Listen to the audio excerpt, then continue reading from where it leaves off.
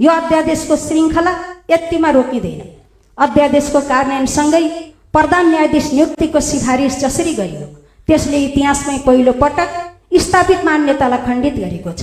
शक्ति पृथकीकरणको सिद्धान्तको धज्जी उडाएको छ। न्यायपालिकाको प्रमुख को हुने भन्ने कुरा विधिले होइन, प्रधानमन्त्रीको तजविजले निर्धारण गर्ने जुन खतरनाक भाष्य सिर्जना गरिँदैछ। त्यसैले स्वतन्त्र न्यायपालिकाको घाँटी निमट्ने काम पनि गरेको छ। सभामुख महोदय, लोकतन्त्रको प्राण भनेको नागरिकको सङ्गठित हुन पाउने अधिकार, तर राजनीतिक आस्थालाई बन्देज गर्ने गरी जसरी विद्यार्थी सङ्गठन र कर्मचारी ट्रेड युनियन खारेजी जस्ता विषयहरू अध्यादेश मार्फत ल्याइँदैछन्, यसले सरकारको नियतमाथि गम्भीर प्रश्न उठाएको छ। के अब यो देशमा राजनीतिक आस्था मरेको हो? के अब राजनीतिक दल सम्बन्धी अध्यादेश ल्याएर दलहरूलाई नै सङ्कुचित र नियन्त्रण गर्ने दुस्साहस हुँदैछ? यो लोकतन्त्र होइन, यो नियन्त्रित तानाशाहतर्फको यात्रा हो। सभामुख महोदय, म सरकारलाई स्मरण गराउन चाहन्छु, लोकतन्त्रमा सरकार शक्तिशाली हुन सक्छ, तर सार्वभौम संसदभन्दा माथि कहिल्यै हुन सक्दैन। सत्ताको उन्माद क्षणिक हुन सक्छ, तर संसदीय मर्यादा र विधिको शासन स्थायी हुनुपर्छ। त्यसैले कार्यपालिकाको यो स्वेच्छाचारिता तत्काल बन्द गरियोस्, संसदको रुमन्त लिने, सांसदहरूको अधिकार कुण्ठित गर्ने काम बन्द होस् भन्दै प्रस्तुत सम्पूर्ण अध्यादेशहरू अविलम्ब खारेज गरियोस्। सम्माननीय सभामुख महोदय, म अर्को प्रसङ्ग उठाउन चाहन्छु। यो मुलुकका अव्यवस्थित बसोबासी र सुकुम्बासीहरूलाई डोजर आतङ्कबाट विचलित बनाइयो। यो घटनाको म निन्दा गर्न चाहन्छु। नेकपा एमाले दलका तर्फबाट निन्दा प्रकट गर्न चाहन्छु। सरकार कानुनको कुरा गर्छ, तर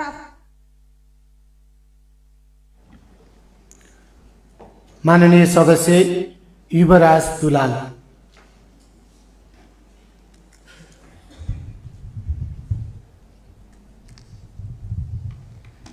सम्माननीय सभामुख महोदय, जहानिया राणा शासन निरङ्कुश राजतन्त्रका विरुद्ध नेपाली जनताले पटक पटक सशस्त्र सङ्घर्ष र शान्तिपूर्ण जनआन्दोलनद्वारा स्थापित लोकतन्त्र हो। यो लोकतन्त्रमा सङ्घीय लोकतान्त्रिक गणतन्त्र नेपालको संविधान छ, जहाँ राज्य मौलिक हकको रूपमा, नागरिकको मौलिक हकको रूपमा आवासको हकको ग्यारेन्टी गरिएको छ। यस्तो अवस्थामा आज राज्य प्राकृतिक विपत्ति आउनु पूर्व मानव सृजित विपत्ति ल्याउन उद्धत छ।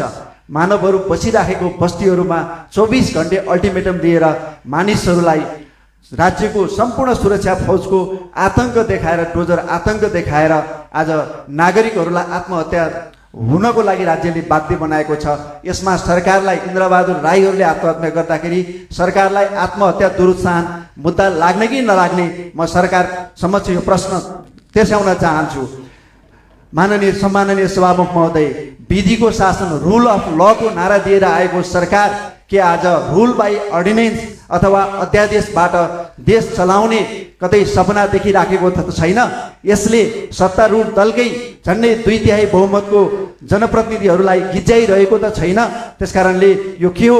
यो लोकतन्त्रको उन्नत अभ्यास हो या निरङ्कुश तन्त्रतर्फको पाइला हो, सङ्केत हो? यसको जवाब सरकारले हामीलाई दिनुपर्दछ। सम्माननीय सभामुख महोदय, प्रधान न्यायाधीश नियुक्ति प्रकरणमा सरकारले जुन विधि अवलम्बन गर्यो, अध्यादेश ल्याएर 6 जनामा 3 जनाबाट बहुमत हुन्छ भन्ने, अध्यक्षता गर्ने व्यक्तिले निर्णायक मत दिनुपर्नेमा अध्यक्षता दिने व्यक्तिको समेत मतबाट बहुमतको निर्णय गर्नु लोकतन्त्रको अभ्यास हो या निरङ्कुश तन्त्रको सङ्केत हो? के संवैधानिक परिषदमा उपस्थित भएका अन्य सदस्यहरूको मतको कुनै औचित्य हुँदैन लोकतन्त्रमा? सहमतिको कुनै अभ्यासको औचित्य हुँदैन लोकतन्त्रमा? या यो जुन तरिकाले आज एउटा सम्मानित सर्वोच्च अदालतको गरिमा, ओज, विश्वास र अनुशासनमाथि नै एउटा चुनौती सिर्जना गर्ने गरी सरकारले जुन निर्णय गरेको छ, त्यो निर्णयले हाम्रो अदालतको मर्यादा र विश्वासमाथि ठुलो आघात पुर्याएको छ। त्यसकारणले सरकारले यस्ता गम्भीर सवालहरूको जवाब यो सदनमा दिनुपर्दछ भन्ने हाम्रो दलको मत रहेको छ। धन्यवाद।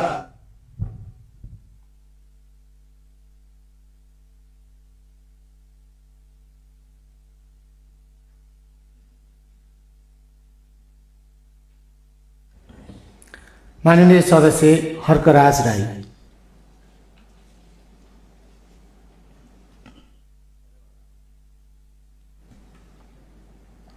मान्य सदस्य यथास्थानबाट आफ्नो कुरा राख्नुहोला।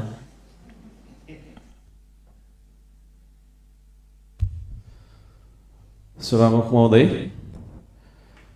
मेरा केही प्रश्नहरू छन्। म आफ्नो विचार राख्नुभन्दा प्रश्न राख्न चाहन्छु। लिपुलेकमा भारतले नाका खोलेर चलाइरहँदा किन मौन छ यो सरकार? किन कूटनैतिक वार्ता गर्न सकेन? हस्ताक्षर बिनाको कूटनैतिक चिल्केटो नोटको भरमा किन चुप्पी साँधेर लुकेर बसेको छ यो सरकार? नेपाली सेनालाई सीमा रक्षामा त्यता पठायो कि सुकुम्बासी बस्तीमै दादागिरी देखाउँदै बस्यो? सीमा बनाउन नसक्नु, सीमा बचाउन नसक्नु, तर के अरे सेनाको दुरुपयोग गरेर आफ्नै गरिब जनताको बस्तीमा आतंक फैलाउनुको कारण के हो? त्यसको उत्तर चाहिन्छ हामीलाई। आज देश अभिभावकविहीन बन्न पुगेको छ। हजारौं लाखौं गरिब सुकुम्बासीहरूलाई बेघर बनाएर रुवाउने, आत्महत्या गर्न बाध्य बनाउने सरकार असफल भइसकेको हामीलाई महसुस भएको छ। संविधानको धारा 16 को 1 सम्मानजनक बाँच्ने अधिकार, संविधानको धारा 37 को 1 आवासको अधिकार मौलिक हक उल्लङ्घन गरेको छ यो सरकारले। संविधान मिच्ने सरकारको कुनै औचित्य हुन्छ र? गरिबका भत्किएका बस्ती अनि बिजोग गरी राखिएका होल्डिङ सेन्टर्समा प्रधानमन्त्री जानुभयो कि जानुभएको छैन? कि आफ्नै कार्यालयमा लुकी बस्नु भएको छ? हामी उत्तर चाहन्छौँ। सरकारले आफै विधि थिति मिचेर अध्यादेश ल्यायो। लोकतन्त्रको याद दिलाउनु पर्ने भयो। नागरिक सर्वोच्चतालाई संसदको सर्वोच्चताले स्थापित गर्दछ। संसद छल्नु भनेको जनमत नमान्नु हो, लोकतन्त्र नमान्नु हो। विधि र थिति बसाउन किन सकेन यो सरकारले? सरकार आफैले लोकतन्त्रलाई किन कमजोर बनाउने दिशामा गयो? सरकार चलाउनेलाई अब अङ्कगणित समेत सिकाउनु पर्ने बाध्यता आयो। सामान्य हिसाब समेत सिकाउनु पर्ने बाध्यता आयो। संवैधानिक परिषद सम्बन्धमा 6 सङ्ख्यामा 3 कसरी बहुमत भयो? चौथो वरियतालाई पहिलो देख्ने सरकारलाई 4 पहिले आउँछ कि 1 पहिले आउँछ भनेर सिकाउनु पर्ने भयो। विदेशी ऋण लिनमा विश्वकृतिमान राख्ने जस्तो देखिन्छ यो सरकारले। बिना योजना विदेशी ऋण ल्याउने सरकारले पछि आफैले व्यक्तिगत रूपमा ऋण तिर्ने हो कि आम जनताले तिर्ने हो?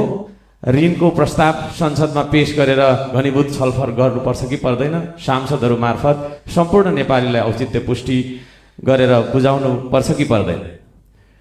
बजेट बनाउँदा प्रतिपक्षी दलहरूसँग छलफल गर्नुपर्छ कि पर्दैन? कि एकलौटी स्वेच्छाचारी बनेर बजेट ल्याउने हो?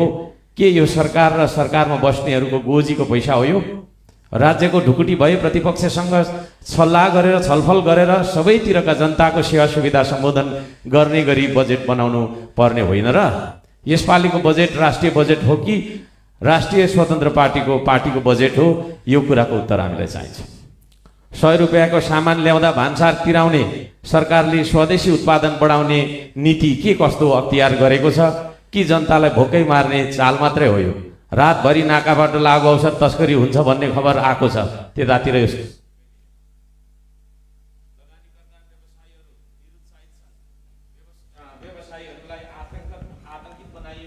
मान्य सदस्य, समय सकिएको छ।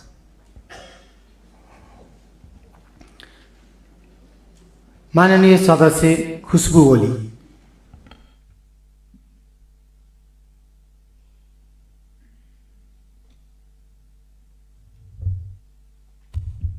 सम्माननीय सभामुख महोदय, सुकुम्बासी बस्तीको व्यवस्थापन पक्कै पनि जरुरी विषय थियो, तर उक्त बस्ती तहस नहस गरेपछि मात्रै राष्ट्रिय स्वतन्त्र पार्टीले आफ्नै सरकारलाई आग्रह गर्यो, बिन्ती बिसाएर भन्यो अब डोजर रोकियोस्, अवैध संरचना बाहेक अन्य ठाउँमा अब डोजर चलाइने छैन।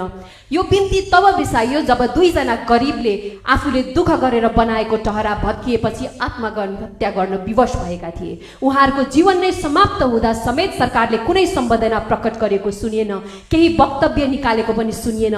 यस घटनाबाट के बुझ्ने? यसले स्पष्ट रूपमा यो सरकार सामान्य भोइ मान्छेहरूबाट कति टाढा रहेछ भन्ने कुरा जनाउँछ कि जनाउँदैन? यहाँ त मृत्युको पनि वर्ग र जात छ, क्लास एन्ड कास्ट हुँदो रहेछ। सम्माननीय सभामुख महोदय, गरिब भोइ मान्छेको मृत्युलाई त बेवास्ता गरिदो रहेछ। हिजोको दिनमा सत्तारूढ पार्टीका साथीहरूले भनेको सुनेका थियौँ, मानिसको जीवन प्रमुख हो, सिंहदरबार त सयौं बनाउन सकिन्छ। आज म उक्त पार्टीका साथीहरूलाई प्रश्न गर्न चाहन्छु, खोला किनारमा बस्ने गरिब मानिसको जीवन हुन्छ कि हुँदैन? हामीले भन्दै आएका थियौँ विस्थापन अगाडि उचित व्यवस्थापन गर्नुपर्छ। त्यही बेला हामीलाई आलोचित गरियो, तर सत्तापक्षका साथीहरू आज भन्दै हुनुहुन्छ अब थप विस्थापन अगाडि नै उहाँहरूको लगत सङ्कलन गरिनुपर्छ। हामीले हिजो आलोचित हुँदै भनेका कुरा र आज उहाँहरूले भनेको कुरामा के फरक भयो त?